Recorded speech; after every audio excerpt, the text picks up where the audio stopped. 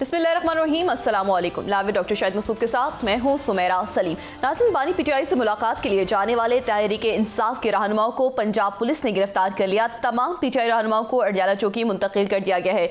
तो दूसरी जानिब तोशाखाना 2 केस में बानी पीटीआई और बुशरा बीबी की बरियत की दरख्वास्तों पर फैसला नहीं हो सका है और IMF का मिशन और पाकिस्तान की मुआशी टीम के दरमियान मुज़ाकरात का पहला दौर खत्म हो गया है। इसके अलावा भी दीगर मौज़ूआत पर आज हम गुफ्तगू करेंगे। वीडियो लिंक पर हमारे साथ मौजूद है डॉक्टर शाहिद मसूद। अस्सलाम वालेकुम डॉक्टर साहब। जी वालेकुम सलाम जी, आपको भी वालेकुम। डॉक्टर साहब, बानी पीटीआई से मुलाकात के लिए जाने वाले तहरीक इंसाफ के रहनुमाओं को पंजाब पुलिस की जानिब से गिरफ्तार कर लिया गया है।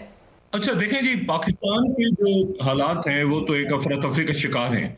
IMF का डेलीगेशन आया हुआ है, वो शायद डू मोर का मुतालबा करने जा रहा है, मिनी बजट की बातें हो रही हैं। इससे पहले जो हम लोगों ने उनके सामने प्लान्स रखे थे वो हम शायद पूरे नहीं कर पाए और अखराजात में हमारे कोई कमी दूर दूर तक नहीं हुई।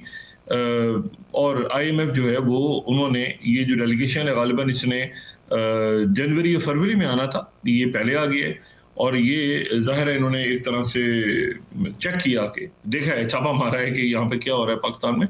और मेरा नहीं ख्याल कि अभी तक कोई ऐसे आसार हैं कि हम उन्हें मुतमईन कर पाए हैं। हो सकता है कर लें, लेकिन अभी तक वो हम उन्हें मुतमईन इसलिए नहीं कर पाए कि हमने जो बातें उनसे कही थी कि हम इतना टैक्स एहताफ कर लेंगे, इतनी अखराजात में कमी करेंगे, ऐसे करें, वो तो अल्ले तलल्ले हमारे लीड के जो है वो सबके सामने हैं। तो IMF जो है वो बहुत ज़्यादा खुश नहीं है और अभी तक हमें ये भी नहीं पता कि सऊदी अरेबिया और चाइना की तरफ से जो कमिटमेंट्स हैं वो क्या हैं, कब अनाउंस होंगी, कैसे होंगी, क्या होगा। तो उधर से भी एक खामोशी है दोनों तरफ से। तो हम दुआ कर सकते हैं कि हमारी मईशत जो है वो किसी ठिकाने पे लगे और मईशत क्या बेहतर होगी। अभी तो कर्जा दर कर्जा दर कर्जा दर कर्जा इसी की बात हो रही है। कर्ज मिल जाता है तो हम कहते हैं कि मेरी मईशत जो है बड़ी कामयाब हो गई, हमारी माशी पॉलिसियाँ बड़ी ज़बरदस्त चली गई। और फिर उसके बाद हम कर्ज जो है वो महंगा लेते हैं, मजीद महंगा लेते हैं और फिर ये है कि हम कहते हैं, हमारे अकाबरीन कहते हैं कि यार हमने तो चले जाना है, बाद में जो लोग आएंगे वो जाने और यार वो ये कर्जा जाने, अभी तो हम यहाँ से कह के निकल जाते हैं और बस अल्लाह खैर सलाह। और फिलहाल भी यही हो रहा है, लेकिन अब शायद ऐसा होने नहीं जा रहा। अब जो हालात हैं उसमें शायद ये बड़ा मुश्किल हो जाए। ये जो कुछ इतने अरसे से चलता रहा है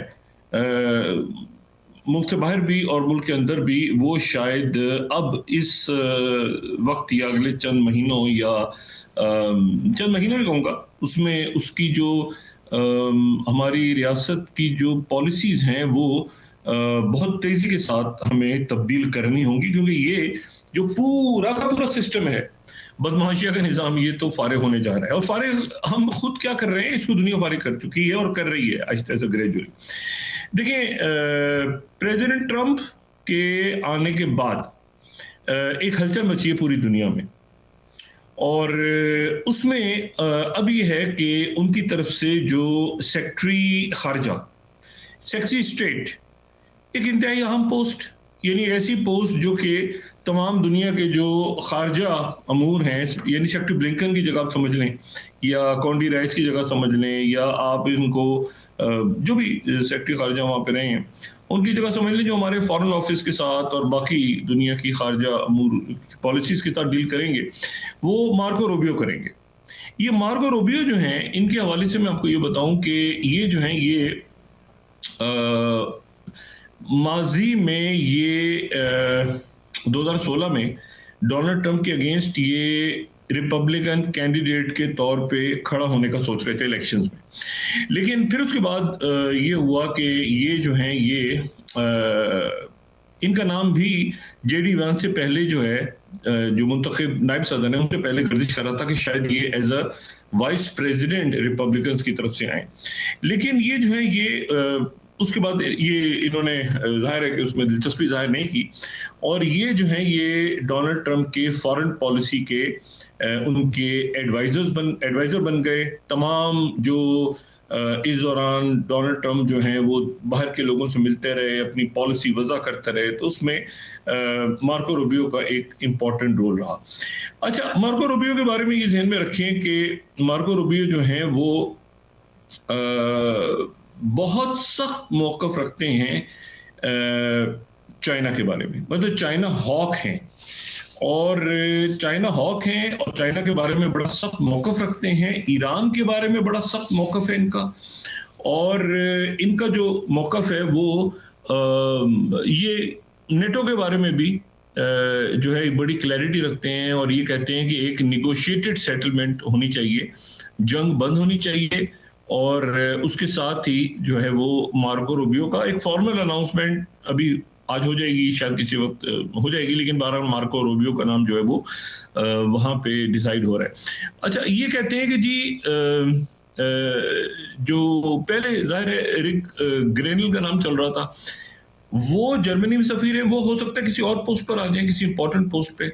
लेकिन ये है कि इनके साथ, मार्को रूबियो के साथ डोनाल्ड ट्रंप की पिछले 24-48 घंटों में बहुत मीटिंग्स हुई, मुशावरत हुई बहुत ज़्यादा, और जो डोनाल्ड ट्रंप जूनियर हैं, उनके बेटे, वो भी, जेडी वांस भी और इलॉन मस्क भी, ये सारे लोग जो हैं ये राब्ते में थे जो मार्को रूबियो के साथ हैं, और अब उनका नाम जो है वो सामने आ गया है हमारे बतौर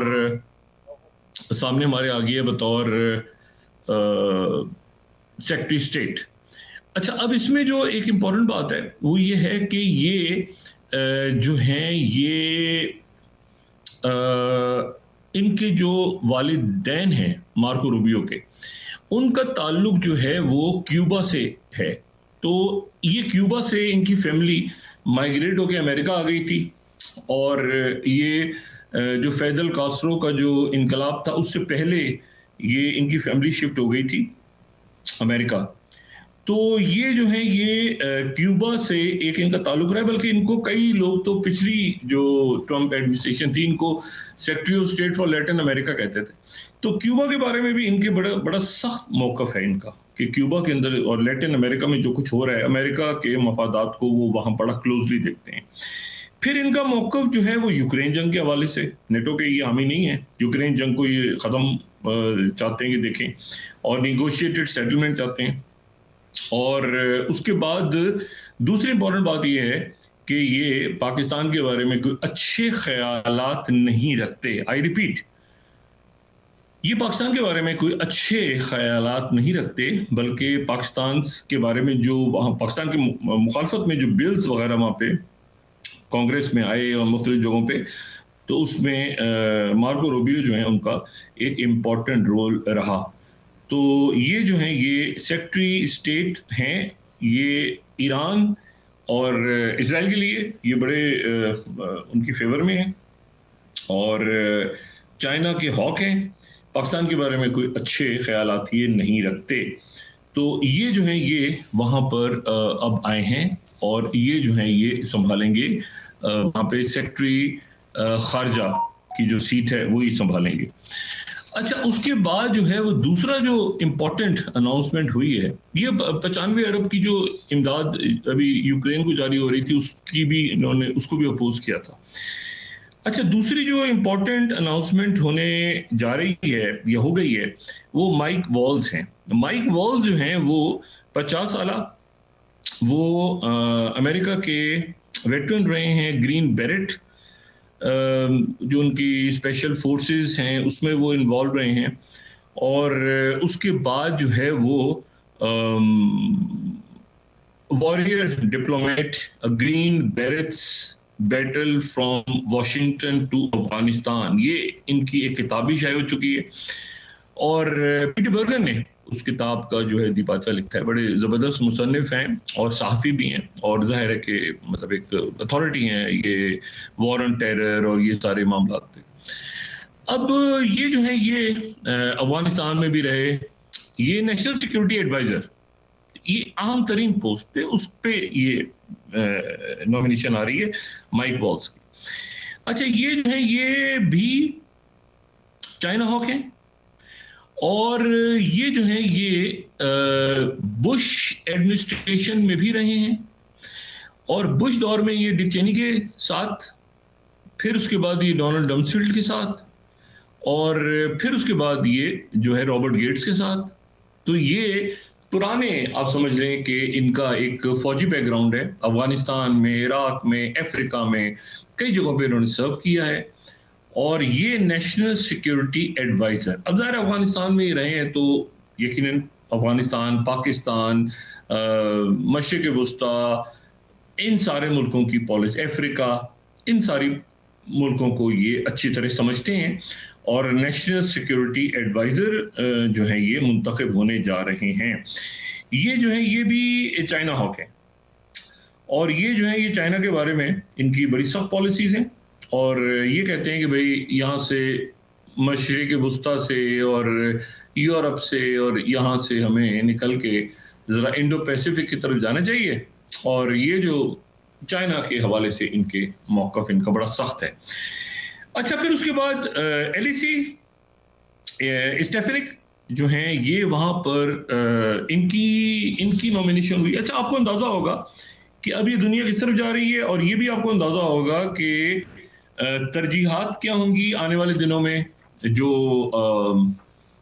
ट्रंप एडमिनिस्ट्रेशन की, और ये भी आपको अंदाज़ा होगा कि हमने क्या करना है और बल्कि हमारे जो अकाबरीन हैं उनको भी यकीनन अंदाज़ा होगा और होना चाहिए कि भाई आगे किस तरह से लेके चलना है दुनिया में पाकिस्तान को।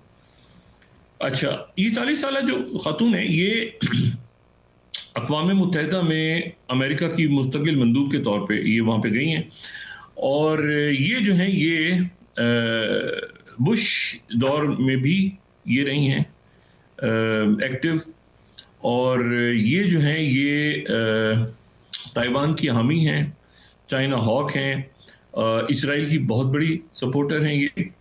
तो ये जो है ये वहाँ पर इन्होंने भी अपनी पोजीशन जो है ये संभाली है और ये जो है ये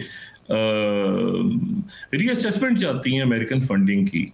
अच्छा, रीअसेसमेंट से मुराद ये है कि ये इसराइल को, यूक्रेन को, बाकी मुल्कों को जो फंडिंग हो रही है उसकी एक रीअसेसमेंट भी चाहती हैं, लेकिन ये कि ये जो है ये इसराइल को सपोर्ट करती हैं बहुत ज़्यादा, उनके लिए काफ़ी वोकल हैं। अच्छा, टॉम होमन आ गए। टॉम होमन जो है वो सेक्रेटरी होमलैंड सिक्योरिटी के और ये जो है ये बॉर्डर जार के तौर पे इनको कहा जा रहा है और ये जो है ये इमिग्रेशन पॉलिसीज़ को ये देखेंगे। कुछ अर्से पहले इन्होंने एक इंटरव्यू में ही कहा था कि भाई फैमिलीज़ को, अच्छा ये पुलिस ऑफिसर भी रहे हैं, इमिग्रेशन ऑफिसर भी रहे हैं, तो समझते हैं ये नॉर्दर्न बॉर्डर, सदर्न बॉर्डर, बाकी बॉर्डर्स, होमलैंड सिक्योरिटी को कैसे, मतलब ये अपने जो इनका शोबा है उसको ये समझते हैं। ये सारे जो लोग आ रहे हैं ये कोई ऐसे ही नहीं आ रहे, मतलब ये बड़े अपने अपने शोबों को समझने वाले लोग आ रहे हैं इन जगहों पे और वो जो ट्रंप के लॉयलिस्ट भी हैं और डोनाल्ड ट्रंप की जो सोच है उसके मुताबिक वो दुनिया को आगे लेके जाना चाहते हैं और बड़ी मैं समझता हूँ कि एक इंटरेस्टिंग ये उनकी चॉइस है सबकी। अच्छा, ये जो है ये अच्छा, इनसे पूछा किसी ने कि भाई फैमिलीज अगर आप यहाँ से डिपोर्ट करेंगे तो फैमिलीज के लिए मसला हो जाएगा। फैमिली का एक मेंबर जो है वो बाप ने डिपोर्ट कर दिया और मिलियंस को इन्होंने ज़ाहिर डिपोर्ट करना है अमेरिका से। तो ये जो ये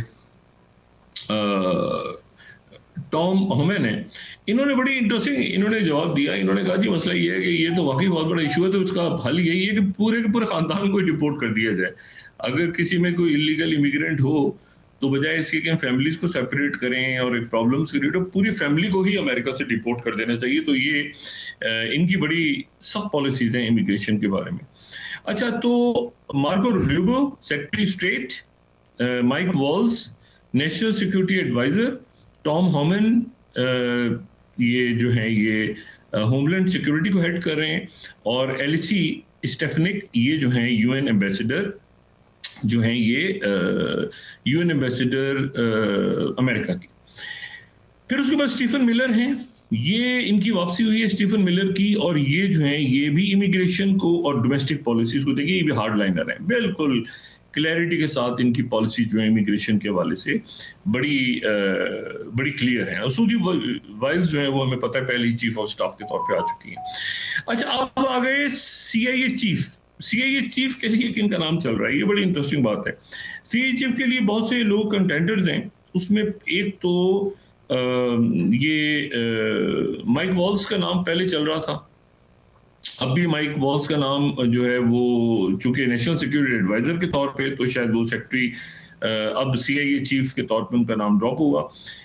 CIA से माइक पॉम्पियो का नाम भी चला गया। और अब जो नाम ज्यादा चल रहा है वो दो नाम है। एक तो टॉम कॉटन है। टॉम कॉटन का नाम पहले भी मैं उनको डिस्कस कर चुका हूँ, लेकिन दूसरा नाम जो सबसे ज्यादा इस वक्त कंटेंडर्स में सबसे सरे फहरिस्त हैं वो हैं काश पटेल। काश पटेल के बारे में जो है वो मैं आपको ये बताऊं कि काश पटेल जो हैं ये इनका ताल्लुक जो है वो ये भारत निजात अमेरिकन है। इनकी फैमिली जो है वो युगांडा से शिफ्ट होके अमेरिका में सेटल हो गई थी। ये हिंदू मजहब से ताल्लुक है इनका, और ये बड़ी कई इंपॉर्टेंट पोस्ट पे रहे हैं। ये इंटेलिजेंस हाउस की इंटेलिजेंस कमेटी को भी इन्होंने हेड किया हुआ है। और ये जो हैं ये जो है बहुत ज़्यादा डिफेंड करते रहे हैं, इंटरनेशनल एसोसिएशन में भी रहे हैं, काउंटर टेररिज्म को ये सीनियर डायरेक्टर रहे हैं उसके। और ये जो हैं ये एक्टिंग डायरेक्टर भी रहे हैं नेशनल इंटेलिजेंस के, सीनियर एडवाइजर रहे हैं उनके। तो ये जो हैं और ये जो है इनकी बड़ी क्लैरिटी के साथ इनका जो नुक्ता नज़र है वो बड़ा क्लियर है। और नुक्ता नज़र इनका जो है वो बहुत से हवालों से इसलिए क्लियर है, ये नेशनल सिक्योरिटी काउंसिल में भी रहे हैं डायरेक्टर, मैंने अब तक ना एडवाइजर डायरेक्टर नेशनल इंटेलिजेंस बड़ी इंपॉर्टेंट पोस्ट होती है उसमें भी रहे हैं पहले, और रिपब्लिकन पार्टी में ये रहे हैं। और ये जो हैं ये डेवन न्यूज़ जो कि हाउस की इंटेलिजेंस कमेटी थी उनके भी ये पास रहे हैं। अच्छा, ये जो है ये ट्रम्प लॉयलिस्ट हैं बहुत ज़्यादा, और इनका जो मतलब ये आप समझिए कि वो जो यानी एक तरह से ये हिंदू तो हैं, लेकिन ये कि ये बाबरी मस्जिद के हवाले से और राम मंदिर के हवाले से इनके बयान ये बड़े क्लैरिटी के साथ राम मंदिर के ऊपर एक इनका उसकी फेवर में इनकी बात है, और बाबरी मस्जिद का तो ये बड़ी एक क्लियर व्यू रखते हैं, वर्ल्ड व्यू ये भी और रिलीजियस व्यू भी रखते हैं, और वो CIA के डायरेक्टर के तौर पे आ रहे हैं। अच्छा, अब ये जो है ये बड़ी इंटरेस्टिंग डेवलपमेंट्स हो रही हैं, और ये जो डेवलपमेंट्स हैं ये इससे अंदाजा होगा, यानी चाइना हॉक और ऐसी शख्सियात जो कि माजी में ये सारी वो शख्सियत जो इसराइल के फेवर में हैं, ये सारी वो शख्सियत जो कि चाइना हॉक हैं, तो ज़ाहिर है अगर चाइना हॉक है तो फिर इंडिया के साथ, और इंडिया इंडो पैसिफिक पॉलिसी, और मैंने आपसे कहा ना कि इंडिया की फेवर में इसमें इंडिया कॉकसस को जो हेड करती शख्सियत भी मौजूद हैं जो कि उनके पूरे कॉकस को हेड करें, तो उससे अंदाजा लगा लें आप कि इनकी जो इम्पोर्टेंस है वो कितनी ज़्यादा होगी यहाँ पे। अच्छा, अब इस पूरी पिक्चर में ये जो हमारा सेटअप मौजूद है इस वक्त, अरेंजमेंट जिसको मैं कहता हूँ, ये तो फारिग इसलिए हो गया कि ये तो अमेरिका को सामने रख के बनाया गया था, और एक ऐसा सेटअप जो कि अमेरिका के साथ गुडी होगा, और वहाँ पे बाइडेन कंटिन्यू करेंगे या कैमिला हैरिस कंटिन्यू करेंगी, और उसके बाद ये जो है ये वहाँ पे अमेरिका के साथ गुडी रिलेशन बनेगा इनका इस अरेंजमेंट का, और उसके बाद जो है वो चाइना के साथ ये आप देख रहे हैं कि चाइना की तरफ ये नहीं थे, चाइना तो इनको नहीं ज्यादा इनकी बात सुन रहा, उन्होंने बल्कि ओपनली चाइना ने वो बातें कही भी हैं जो कि चाइना मुमन नहीं करता इस पूरी अरेंजमेंट के बारे में। अब इशू ये है कि ये एक नई दुनिया इमर्ज हो रही है। तो पहले तो आ जाए ना आप इवेंट्स पे जो 24-48 घंटों में हुए। एक तो ये है कि रियाद में समिट हुई। अब रियाद में जो समिट हुई और उसके बाद फिर बाकू में बहुत से रहनुमा जो हैं वो बाकू में जो क्लाइमेट के ऊपर हो रही समिट वहाँ पे मौजूद हैं। शहबाज शरीफ साहब भी हैं और यूएई के फरमारवा भी हैं और तैयब एर्दोगन भी हैं, सारे लोग वहाँ पे मौजूद हैं। तो मेरे ख्याल से ये जो गुफ्तगू है ये कंटिन्यू रहेगी कि उन्होंने यहाँ पर जो समिट हुई रियाद में उसमें उन्होंने कंडेम किया इसराइली रिग्रेशन को, जो उनकी तरफ से बहुत ज़्यादा जाहिरियत है उसको उन्होंने कंडेम किया, सीज़फायर का मुतालबा किया। लेकिन यह है कि अब तो पिक्चर ही मुख्तलिफ होने जा रही है। इन सारे ही मुल्कों को एक पोजीशन लेनी पड़ेगी कि अब क्या व्हाट नेक्स्ट, ठीक है, क्योंकि बाइडेन एडमिनिस्ट्रेशन तो चली गई और कल उनकी शायद मीटिंग भी हो जाएगी बाइडेन की ट्रम्प के साथ, तो वो तो एक तरह से नाम अनाउंस होते जा रहे हैं, तो अब लोग इनसे रब्ता कर रहे हैं। अब ये एक क्लियर व्यू रखते हैं दुनिया के बारे में। ये कोई ऐसे हैं नहीं कि जिनको समझाया जाए कि भाईजान ऐसे नहीं ऐसे होता है, मतलब ये समझे समझाए हुए हैं, इनका क्लियर व्यू, वर्ल्ड व्यू है सबका, सेक्रेटरी स्टेट का भी, और सीआईए चीफ अगर आते हैं आकाश पटेल उनका भी, और सेक्रेटरी डिफेंस देखते हैं कौन ऐसी शख्सियत वहां पे अनाउंस होती हैं, वो ये सब क्लियर व्यू के साथ आ रहे हैं, ठीक है, मतलब इनको कोई समझाने की बताने की मुझे किसी को जरूरत नहीं। और लेकिन जाहिर है कि ये इन्होंने, इनके सामने इश्यूज बड़े हैं, क्योंकि ये मैंने आपसे कहा ना, मैं आपसे हमेशा कहता हूँ कि करंट सेटअप जो है ना, ये बजाय इसके कि कोई मामला हल करे, मसाइल को बिगाड़ने की वजह बनी है पिछले चंद सालों में, क्योंकि वहां में इतना ज्यादा पैदा हुआ कि ना आईएमएफ के साथ मामला सही हुए, ना चाइना के साथ सही हुए, ना सऊदी अरेबिया के साथ, मतलब उलझ गया। और ये जो लोग आ रहे हैं हॉक्स हैं, चाइना हॉक्स हैं, पाकिस्तान को पसंद नहीं करते, इंडिया कॉकसस के चीफ इसमें मौजूद हैं, आप अंदाजा लगाए ना इस सेटअप। तो वो अब मतलब है कि वो, और कोई अफगानिस्तान से जंग लड़के गया हुआ है, कोई वहां पे पाकिस्तान का बिल पेश कर रहा है सबसे आगे खड़ा होके, कोई वहां पे इंडिया कॉकसस का हेड है, तो वो मतलब इस तरह के लोग की पोजीशंस पे आ रहे हैं, और चाइना हॉक्स हैं। अच्छा, अब वो खुश है ना सेटअप से, चाइना जो है वो हमें समझ में आ रहा है कि वो चाइना क्या बात कर रहा है भाई, मतलब वो भी नहीं कोई मामला तय हो रहे। तो ये सेटअप जो है, पाकिस्तान ने चूंकि आगे जाना है, पाकिस्तान ने आगे बढ़ना है इंशाल्लाह, और इन बुरानों से निकलना है, तो ये सेटअप तो फारिग हो गया, फारिग खुद ब खुद ही हो गया, ये कर दिया जाएगा। मतलब ये इररिलेवेंट ही नहीं होते, घूम रहे होते हैं लोग, क्या करेंगे क्या इधर उधर, तो इनको तो कुछ, अब क्योंकि वहां हॉक्स हैं, मतलब वहां पर वो एक पूरे पूरे इस, ये उनको उनके टिप्स में मौजूद है, इनमें से एक एक शख्सियत जो इस अरेंजमेंट में मौजूद है, तो वो मतलब है कि लॉबिंग शॉबिंग फलाना ढिमाकना छोड़ दें, ये खुद अपनी जात में लॉबीज हैं, ये फिक्स एक आइडियाज रखते हैं पूरी दुनिया के बारे में और पाकिस्तान के बारे में भी। तो अब इशू ये है कि व्हाट नेक्स्ट। तो यहां पर अब एक तो ये अरब समिट बड़ी इंपॉर्टेंट थी, सारे इसमें अरब ममालिक और इस्लामी ममालिक जमा हुए, और वहां पर जाहिर है कि जो इसराइल की हवाले से तो क्लैरिटी है ना, वहां पे सारी फिगर जो आ रही हैं वो क्लियर पॉलिसी रखती हैं ईरान के बारे में। ईरान और सऊदी अरेबिया जो है उनके दरमियान मैंने आपसे कहा था कि आर्मी चीफ जो हैं वो सऊदी अरेबिया के वो ईरान गए थे, जो कि बहुत अनयूजुअल वाकया था कि ईरान के आर्मी चीफ का वहां जाना, और ईरान की नुमाइंदगी भी थी रियाद में उनके, और उनकी बात भी हुई एमबीएस की ईरान के प्रेसिडेंट से। इसी तरह टर्की है, इसी तरह से इजिप्ट है, इसी तरह से जॉर्डन है, ये सारे मुल्क वो हैं जो मुल्क इस पूरे, इसी तरह से बशारुल असद थे, ये मुल्क अहमियत रखते हैं इस पूरे सिनेरियो में। देखिए अब इसमें होगा क्या, इसमें होगा ये कि एक तो दुनिया जो है वो जा रही है मल्टीपोलर एक से ज्यादा कैंप्स की तरफ। अब वहां पर अगर ये एडमिनिस्ट्रेशन आती है तो इसका नेट प्रॉफिट किसको होगा, इसका फायदा किसको होगा, ये देखना है ना, नुकसान किसको होगा फायदा किसको होगा। तो इसका सबसे ज्यादा जो बज़ाहिर अभी तक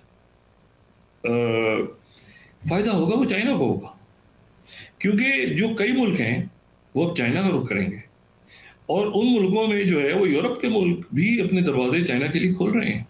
आप देखें तो ये जितने हॉक्स आएंगे, ये वो हॉक्स हैं जो चाइना के भी अगेंस्ट हैं और यूरोप के भी अगेंस्ट हैं। ये जो है ये यूक्रेन के भी अगेंस्ट है, ये अजीबोगरीब बात है, यूक्रेन की भी अगेंस्ट हैं कि यूक्रेन की मदद भी नहीं होनी चाहिए, यूरोप के भी अगेंस्ट हैं जो इनकी मंदूब जा रही है यूनाइटेड नेशंस के खिलाफ है वो, मतलब ये सब। तो अब क्या होगा, अब उसके नतीजे में ये होगा कि जो दुनिया की जो अलाइनमेंट है, एक तो ब्रिक्स की तरफ जाएगी, हमें पाकिस्तान के जरा इस अरेंजमेंट में मौजूद जो लोग हैं अपनी जो भी अगली प्रेस कॉन्फ्रेंस करें, जो भी बात पब्लिक के सामने लेकर आए, सबसे पहले तो ये बताएं कि हम ब्रिक्स में क्यों नहीं गए, हम ब्रिक्स में क्यों नहीं गए, हमने किसकी खुशी के लिए अभी तक ब्रिक्स में अप्लाई नहीं किया हुआ था, और ब्रिक्स में हमारी मुखालफत किसने की, ये भी बताएं। क्यों हम, ये तो बड़ा ओपनली डिस्कस होता है ना पूरी दुनिया में कि ब्रिक्स में क्यों नहीं गए भाई, सऊदी अरेबिया चला गया, यूएई चला गया, बाकी ईरान चला गया, हम क्यों नहीं गए, टर्की ने अप्लाई किया हो। तो ये अगली जो भी प्रेस कॉन्फ्रेंस हो, वो बजाय इसके कि पीटीआई ये है तो पीटीआई वो है, तो हमारी स्टैब्लिशमेंट से तय हो गया मामला तो हम चलाते हैं कि वो चलाते हो, ये इस लघवियात को रखें एक तरफ, ये बताएं कि ब्रिक्स में हम क्यों नहीं गए। दूसरा ये है कि इसमें रशिया जो है वो यकीनन अब ये देखेगा कि भाई यूक्रेन के ऊपर अगर प्रेशर बढ़ रहा है अमेरिका का और यूरोप के ऊपर भी बढ़ रहा है, तो गालिबन रशिया जो है वो खुद चाहेगा कि इस जंग को खत्म करे, ताकि यूरोप के ऊपर प्रॉब्लम्स, यूरोप के लिए प्रॉब्लम ना क्रिएट हो। और यूरोप के मोस्ट प्रोबेबली, मैं इसमें गलत भी हो सकता हूं, लेकिन मोस्ट प्रोबेबली रशिया वो हार्ट्स एंड माइंड्स विन करने के लिए इस वॉर को स्टॉप करेगा, बजाय इसके कि ये जो वॉर है ये ऐसा लगे कि ट्रंप ने बंद करवाई है। ट्रंप अगर बंद करवाता है तो ट्रंप किसी और अंदाज में बंद करवाएगा ना, कि भाई हम नेटो को सपोर्ट नहीं करते, बंद करो जंग, ये वो। तो अगर रशिया उसे मैनिपुलेट करता है प्रॉपरली और चाइना उसे मैनिपुलेट करता है प्रॉपरली, तो फिर वो हार्ट्स एंड माइंड विन करेंगे कि अच्छा भाई ये हम यहाँ खत्म करते हैं और हम जो है वो आपके ऊपर, ताकि बर्डन ना आए, ताकि प्रॉब्लम्स ना हो, तो हम इस जंग को, चाहे वो मैक्रों को डालें, चाहे वो जर्मन्स को डालें, चाहे वो इटालियंस को डालें, चाहे वो इसमें अरब मुल्कों को डालें। देखिए ना, यूएई ने बड़ा इंपॉर्टेंट रोल प्ले किया जो प्रिजनर एक्सचेंज हुई, तो उसमें ये चाइना को ना भी डालें, लेकिन ये बाकी बहुत सारे मुल्क हैं, अफ्रीकन यूनियन है, इवन इंडिया से वो कह सकते हैं कि आप आगे आ जाएं, तो इंडिया भी एक रोल प्ले कर सकता है। लेकिन इंडिया जो कि अमेरिका के बहुत ही ज्यादा कैंप में चला गया, वो जितने लोग वहां आ रहे हैं वो जो कि प्रो इंडिया है, तो इंडिया के लिए मसला होगा कि इंडिया ने रशिया के साथ कैसे बैलेंस करना है। और चाइना के साथ जो गुडी मामलात हुए पिछले चंद दिनों में, अभी देखें ये होने जा रही है G20 समिट, और साथ ही होने जा रही है वो एपिक समिट, जिसमें बाइडेन और मुलाकात होगी शी जिनपिंग की, और वहां पे गालिबन इंडियन प्राइम मिनिस्टर भी होंगे। तो ये जो है ये अब ये देखना ये है कि एक तो इसमें कितना चाइना, इस चाइना हॉकिश लोगों की मौजूदगी में चाइना, और ना सिर्फ चाइना हॉकिश बल्कि इसराइल पे क्लियर व्यू, बल्कि यूरोप नेटो पे, EU पे क्लियर व्यू, बल्कि यूक्रेन पे क्लियर, मतलब अजीब ही किस्म के एक वहां पे एक टीम आ रही है। अच्छा, तो द वॉर मस्ट स्टॉप ना, ये एट्रॉसिटीज बंद होनी चाहिए, ये यूक्रेन का एक सेटलमेंट होनी चाहिए, पीस एग्रीमेंट होनी चाहिए, ये सारा होना चाहिए। अब दरमियान में कौन आएगा? दरमियान में या तो ट्रंप आएंगे जो मैंने कॉल की, मैंने ये किया, मैंने जनहित की, तो एक रास्ता तो ये है कि इसमें अच्छा बरतानिया रोल प्ले कर सकता है, फ्रांस, ब्रिटेन, EU, ये ग्रेट पावर, ये इमर्जिंग पावर्स हैं। ये नहीं इमर्जिंग, ऑलरेडी इमर्ज तो बरतानिया कर चुका था, लेकिन अब इस सिनेरियो में ये इमर्जिंग एक रोल प्ले कर सकते हैं आगे जाके। लेकिन सवाल ये है कि कितना ज्यादा ट्रंप इंतजामिया से अपने आप को अलग भी रखते हैं, रहते भी हैं उनके साथ, लेकिन उसके साथ साथ ही अपने आप को कोई अपनी पोजिशनिंग भी ऐसे करते हैं जैसे हंगरी की पोजिशन। तो देखना है अभी आने वाले दिनों में। दूसरी जो बात है वो ये है कि ये जो अरब ममालिक हैं, अब देखें ना, ईरान, ब्रिक्स, उसके बाद SCO, सऊदी अरेबिया, ये इजिप्ट, UAE, कॉम्प्रिहेंसिव स्ट्रेटेजिक, एक चीज एक जगह वो नेटो में भी हैं, जो तैयब उर्दुगान है वो रशिया के साथ भी हैं, वो चाइना के साथ भी जबरदस्त होंगे, तो मुल्कों ने बैलेंस किया हुआ है। जी डॉक्टर साहब, ब्रेक के बाद डिस्कस करते हैं। नाज़रीन वापस आते हैं एक छोटे से ब्रेक के बाद।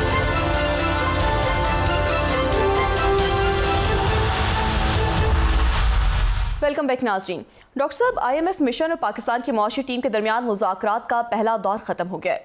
जी, मैं बात ही कर रहा था कि पाकिस्तान की डिसाइसिव पोजीशन है दुनिया में, आने वाली कई दहाइयों तक ये अरेंजमेंट नहीं कर पा रहा मामलात को। आपको बेस्ट ऑफ द बेस्ट इस वक्त लोग चाहिए जो आपके फॉरेन मिनिस्टर हो, जो वहां पर इन लोगों से मार्को रूबियो से भी बात कर सकें, और वांग यी से भी बात कर सकें, और उसके सर्जेई लेवरोव से भी बात कर सकें, वो आपको लोग चाहिए।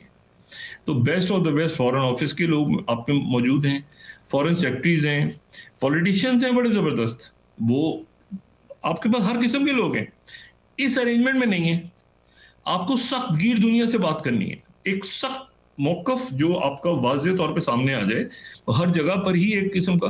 तो अगर वो चाइना हॉक्स आ रहे हैं वहां पे, तो फिर पाकिस्तान की पोजीशन क्या है, आप कहां पे हैं इस वक्त? तो ये पूरा सेटअप जो है, इसने या तो जाएगा या अरसर नौ इसमें ये फंस गए ना, अंदरूनी महाज इतने खोल लिए हैं, एक मतलब एक आईनी जज होंगे, एक आईनी कोर्ट होगी, एक आईनी बेंच होंगे, एक पता नहीं सेशन कोर्ट होगी, फिर पता नहीं खुदा का, पूरी रियासत पूरे लोगों को थका दी है, ज़हनी तौर पे मफलूज कर दी है, लोग पागल कर दिए लोगों को। टैक्स होगा, ये नाफिज करेंगे, वो नाफिज करेंगे, फिर शक्लें आती हैं टीवी में, मतलब क्या मैं बात करूं, कुछ लोगों के अलावा बाकी लोग कन्विक्टेड, मतलब जेलों से निकले हुए जमानतों पे मुकदमे चल रहे हैं, वो टैक्स रिफॉर्म्स करेंगे, वो तालीम को ठीक करेंगे, वो ये कर, ओ भाई या तो इन्हीं जमातों में से यही जमातें हैं ना, वो पीटीआई का भी यही हाल है। वो पीटीआई में भी चूंकि वही हुआ ना कि वो प्रेस कॉन्फ्रेंस कर ली तो बच गए, नहीं हुआ तो फंस गए, तो मतलब अजीब एक रौला पड़ा हुआ है।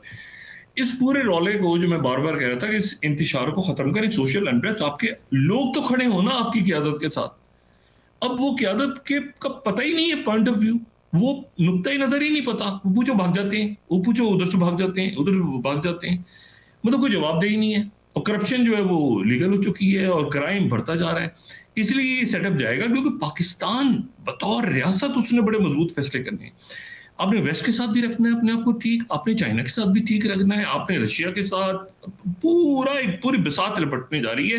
ये लोग तो बात ही नहीं कर सकते उनमें से किसी से, ये तो मतलब मैं क्या बात करूंगा, ठीक है ना। अच्छा, अब उसमें इशू ये सारा कि ये एक नया सेटअप, इसमें चाइना कैसे अप्लाई करेगा। ये मुल्क जो हैं, जो यूरोप के मुल्क हैं, जो कि इससे परेशान होंगे, क्या वो चाइना की तरफ देखेंगे?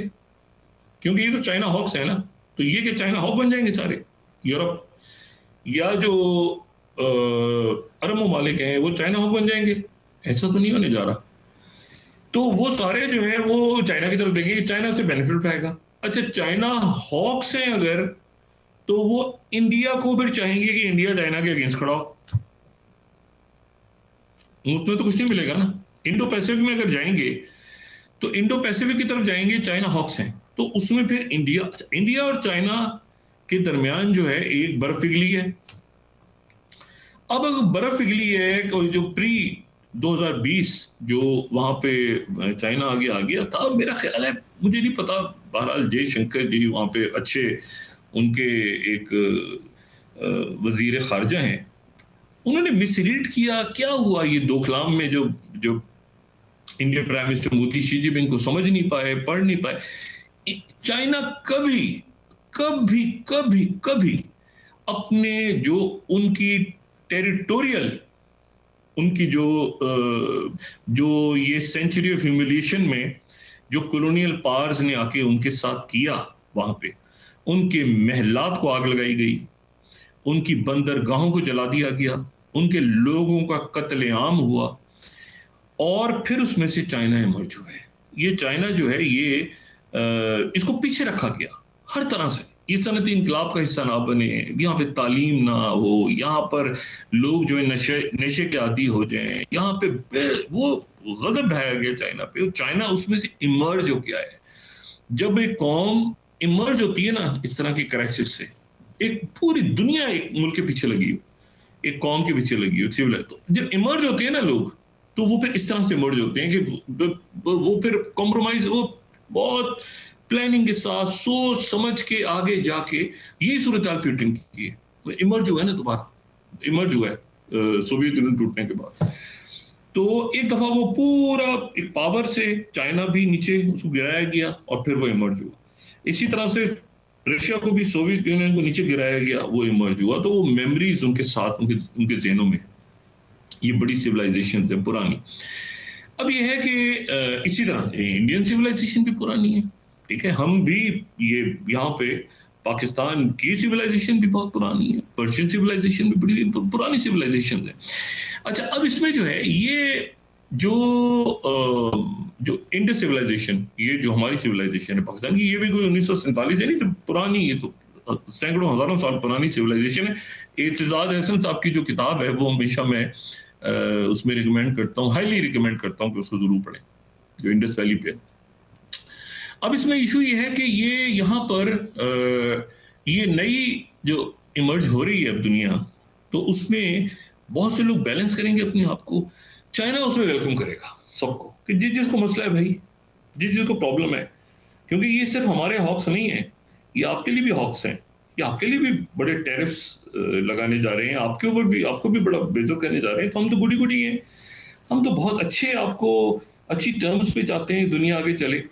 तो चाइना जो है वो ब्रिक्स को खोलेगा, चाइना एससीओ को खोलेगा, चाइना के साथ मुल्क अपने ताल्लुकात बेहतर करेंगे, और उसके नतीजे में जब अमेरिकन ट्रम्प एडमिनिस्ट्रेशन ये देखेगी कि ये हमारे हॉक्स, अगर हम इन पे प्रेशर डाल रहे हैं तो ये इनका टिल्ट चाइना की तरफ हो रहा है या होने का खतरा है। जैसे मैंने कहा ना, इंडिया इंडिया के साथ बर्फ पिघली है चाइना की, जो बड़ी अच्छी बात हुई है। दोनों बड़े मुल्क हैं, मतलब सवा सवा अरब की उनकी आबादी है, उससे ज्यादा आबादी है दुनिया में। तो वो जो है, क्या अमेरिका ये कहेगा कि इनसे लड़ो और या इनके खिलाफ असला जो है वो इस्तेमाल करो, हम तुम्हें दे रहे हैं, या दलाई लामा को भेज रहे हैं वापस, तो इंडिया ऐसा करेगा? आज तो वहाँ पे मौजूद हैं उनके रशिया के जो हैं वो मेरे ख्याल से सीनियर उनके अहदेदार हैं, वाइस प्रेसिडेंट या ऐसे कोई, तो उनका सेकंड बड़ा ट्रेड पार्टनर है गालिबन रशिया। तो इंडिया कैसे बैलेंस करेगा? तो ये कैसे करेंगे? इंडिया कैसे बैलेंस करेगा? क्या इंडिया उलझेगा चाइना से अमेरिका के लिए? क्या इंडिया जो है वो उलझेगा? और उलझेगा तो फिर क्या उसकी कॉन्सिक्वेंसेस क्या होंगे? क्या मुनासिब हो गया? क्या अमेरिका अपनी ट्रूप्स उतार देगा वहां पे इंडिया की मदद करने के लिए? क्या ऐसा होने जा रहा है? तो ये जो दुनिया है, अब उसमें मैंने आपसे कहा ना कि पाकिस्तान का सेटअप तो बिल्कुल ही एक फारिग सेटअप है, ये अरेंजमेंट तो फारिग है। इस बेस्ट ऑफ द बेस्ट लोग दुनिया में से। मैं कल भी बात कर रहा था कि ये हम अपने ये जो फोर्थ या फिफ्थ इंडस्ट्रियल रेवोल्यूशन है, सॉरी, इसमें जो है, इसमें अगर हम अपने स्टार्टअप्स को, अपने यूथ को, अपनी खवातीन को, अपने बैंकर्स को, अपने बिजनेसमैन, अपने बाकी लोगों को, अगर अपने किसानों को, अपने डॉक्टर्स को, अपने हर किस्म के कारोबार से, इवन फैशन, अपने इन सारे लोगों को हम इनकरेज करते पिछले चंद सालों में कि ये इस इंडस्ट्रियल रेवोल्यूशन से फायदा उठाएं। अब भी वक्त नहीं है, मतलब अब अभी भी वक्त है, सॉरी, अभी भी वक्त है कि ये उससे फायदा उठाएं। तो ये जो स्टार्टअप्स हैं, यही इनको इनकरेज किया जाता तो यही बिलियंस ऑफ डॉलर्स लेके बाहर से आ जाते मुल्क में, कोई बिजनेस फ्रेंडली माहौल इनके लिए होता। जब ये कहा जाएगा कि जिसने मुंह छोड़ के जाना है जाए जाए यहाँ से, ठीक है, और छोड़ के चला जाए, हमारी सेहत पे कोई असर नहीं पड़ता, क्योंकि हमारे बाल बच्चे भी बाहर हैं, लेकिन वो ऐसे कर रहे हैं, ये जाके धक्के खाएं, ये पकड़े जाएं वहां पे जेलों में, डिपोर्ट हो जाएं। अगर ये सोच हो हमारी एलीट की, जो कि घटिया तरीन सोच पिछले कुछ अरसे में सामने आई है, तो फिर मेरा ख्याल है लोग, कौमें अपने लोगों पे इत्तेमाद करती हैं, और खासतौर पर जो ओवरसीज पाकिस्तानीज हैं वो आपका सरमाया होते हैं। तो अगर ये कहा जाए कि जाओ, निकल जाओ यहाँ से, ये मुल्क से हमारी चरागाह है, हम तो ये, तो मैंने कहा ना, ये छोड़ दें इनके, तो ये तो अरेंजमेंट सारा गया, फारिग हो गया। ये ना चाइना से बात कर पा रहा है, ना अरब मुल्कों से बात कर पा रहा है, ना ये अमेरिका से बात कर पा रहा है, और आने वाले दिनों में बिल्कुल ही नहीं कर पाएगा। और ना ये किसी ब्लॉक का हिस्सा बनने का इनको सीरियस है, ये सीरियस है, ना ओन करता है इनमें से कोई। तो या तो ये है कि पॉलिटिकल पार्टीज के अंदर से वो शख्सियात उठें। मैं हमेशा बात करता हूँ शरीन रहमान साहिबा की, हिना रब्बानी खर साहिबा की, रजा रब्बानी की, और बहुत से लोग पाकिस्तान पीपल्स पार्टी में अच्छे मौजूद हैं।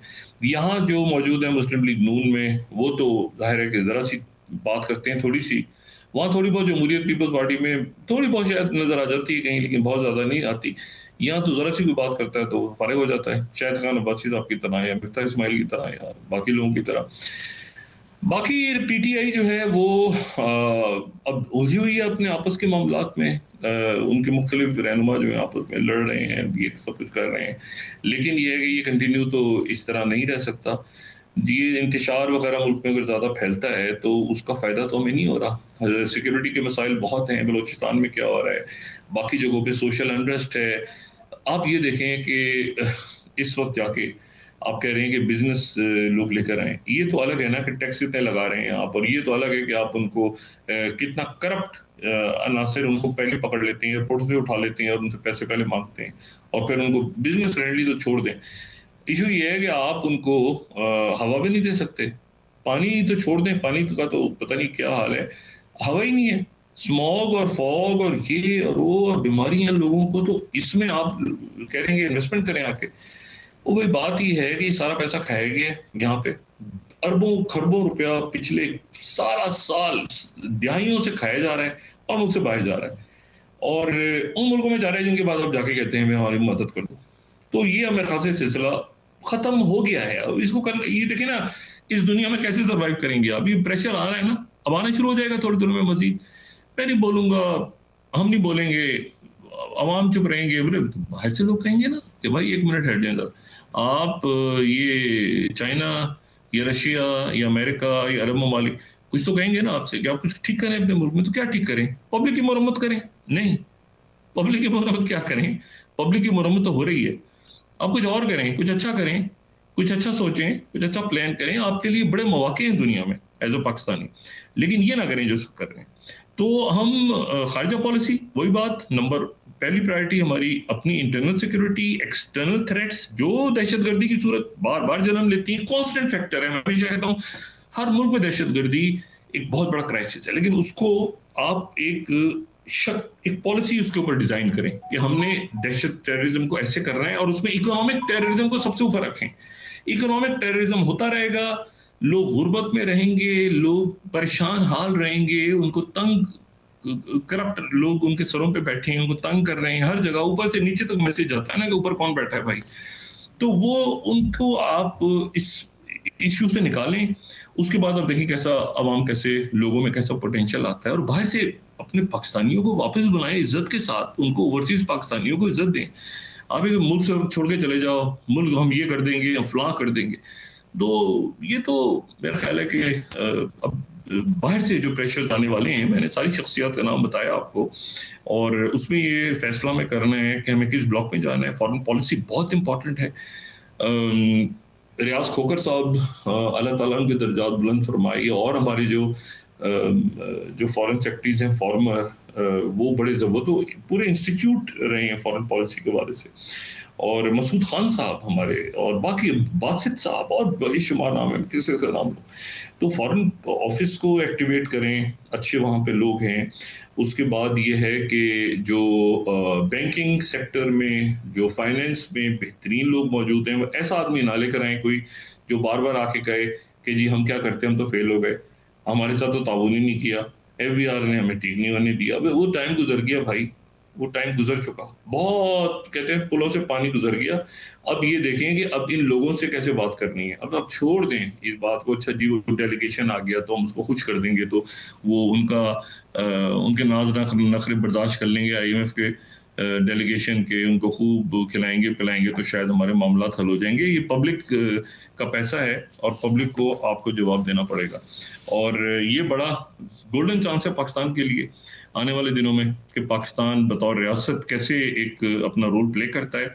और इससे जो है, इस पूरे नए सिनेरियो से जो नई बसात सज रही है, ये नई बसात जो है, मैंने उसी में बात की ना कि ये नई बसात जो सज रही है, तो उसमें अगर सारे चाइना हॉक्स आ रहे हैं तो फिर चाइना का फायदा है इसमें, बज़ाहिर चाइना का इसमें नुकसान नहीं है, क्योंकि चाइना हॉक्स भी हैं, ये यूक्रेन के साथ भी नहीं है, यूरोप के हॉक्स भी हैं, सबके हॉक्स हैं।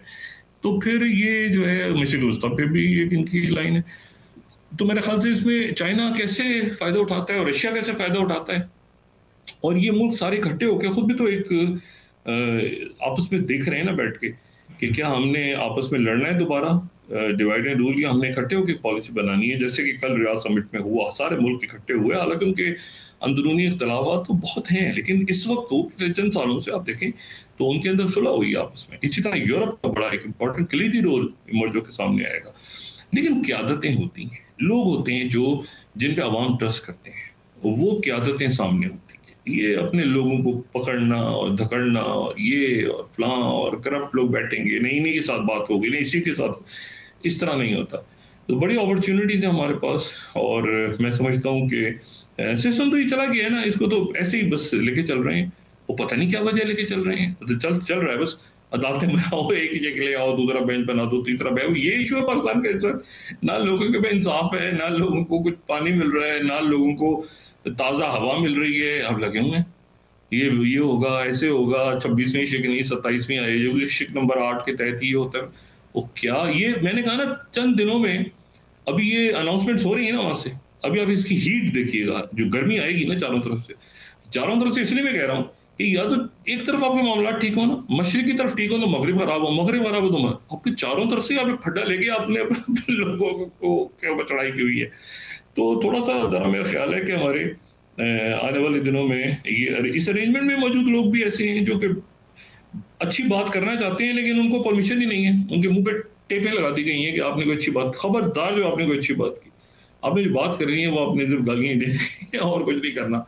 तो वो भी बेचारे परेशान होकर बैठे हुए हैं, हालांकि वो चाहते हैं कि कशीदगी कम हो किसी तरह। तो ये सिस्टम, ये कोलैप्स है। अब ये है कि इसको, ये कितनी हीट बर्दाश्त करता है आने वाले दिनों में। ये वो एक ड्रामा बड़ा जबरदस्त आता था, अंधेरा उजाला, तो उसमें कबीर खान साहब मरहूम कमाल रोल होता था। तो ऊपर से वो जब वो डांटते थे अपने जूनियर को, पुलिस ऑफिसर को, तो वो पुलिस ऑफिसर आगे जाके वो नीचे जमील फखरी साहब जो है वो इरफान खोसर साहब को सुनाते थे, इरफान खोसर साहब को नीचे सुनाते थे। तो ऊपर से पड़ती है ना डांट, तो वो फिर उसका गुस्सा जो है ना नीचे उतरता है। या कई दफा होता है दफ्तर में झगड़ा हो गया, घर जाके बच्चे को थप्पड़ मारनी शुरू कर दी है, या बेगम साहब का सर फोड़ दिया जाके, क्योंकि डांट जो है वो दफ्तर में पड़ी है और ना साहब बहादुर के सामने तो गुस्सा दिखाया नहीं जा सकता। तो बेहतर ये है कि जाके वो नीचे जो है वो गुस्सा उतारो, बच्चों को पीटना शुरू कर दो।